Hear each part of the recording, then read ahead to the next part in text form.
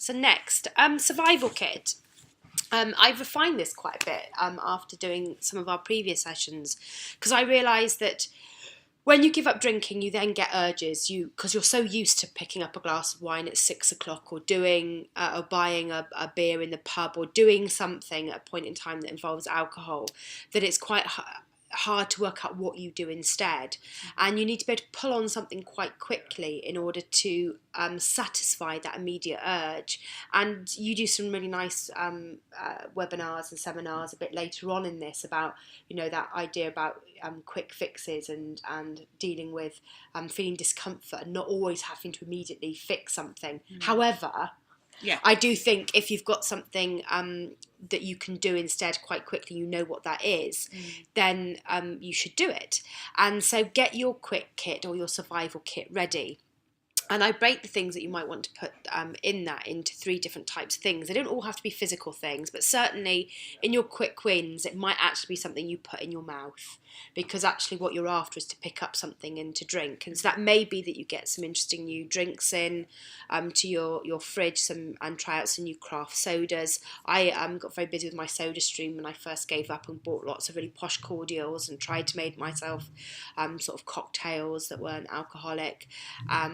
I went on a journey of discovery. I also bought some really nice foods that I really liked, and I went for really nice stuff. So think through what those quick fixes may be. And they may just be something that takes up at the very immediate present moment as well. Yeah. So it may often be a food or drink, but it could also just be something that you could do for several seconds to just let the moment pass. When I quit smoking, I know it's a separate topic, but I would do sort of 10 push-ups or 20 sit-ups or drink a pint of water or moisturise my whole body, but something that just took up a small moment of time. I got stuck on the word sit-ups and then I just lost it. Well, they were knee push-ups. They were knee push-ups. The pint of water is interesting, because I always used to drink alcohol when I was thirsty instead of drinking water. And actually, sometimes it's your body saying you're thirsty, not that you need any alcohol. So a pint of water is a really good idea. Then have a look at 20-minute fixes. So you'll probably find that pouring the wine, sitting down with a glass of wine might take you about 20 minutes. So what could you do that would take up that length of time? I always joke around listening to some of the back catalogue of Desert Island Discs, because I find them quite inspiring. But other people talk about doing a little bit of exercise, doing some yoga, reading a chapter of a book that they've got on the go, some podcasts, reading some blogs that people might have written about their dry January or changing their drinking. But something that would take you 20 minutes and you can feel satisfied and slightly invigorated and restored by.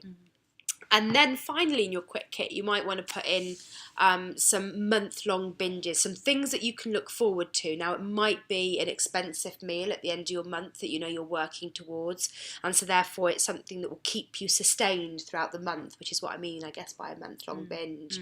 Or it could be that there's a box set you decided to get through, and you can look forward to watching that in the evening. When it comes to you time, put that on when you would have normally had a glass of wine. You know that you've got this and it will last you the whole month. So think along some of those things that will keep your motivation high.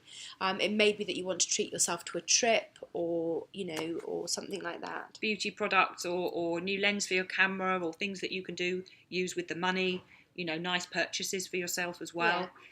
Particularly if those purchases help you with another hobby or interest you've got, it kind of becomes a virtuous circle. And we've got some ideas that you could sign up to things like Skillshare or Udemy and learn a new skill. In December I tried to learn to touch type. It didn't last very long, but in theory it was a skill that didn't involve huge amounts of mental energy but was sustaining me throughout the month. So again, that might be something that you want to do, but that you can look forward to and will sustain you.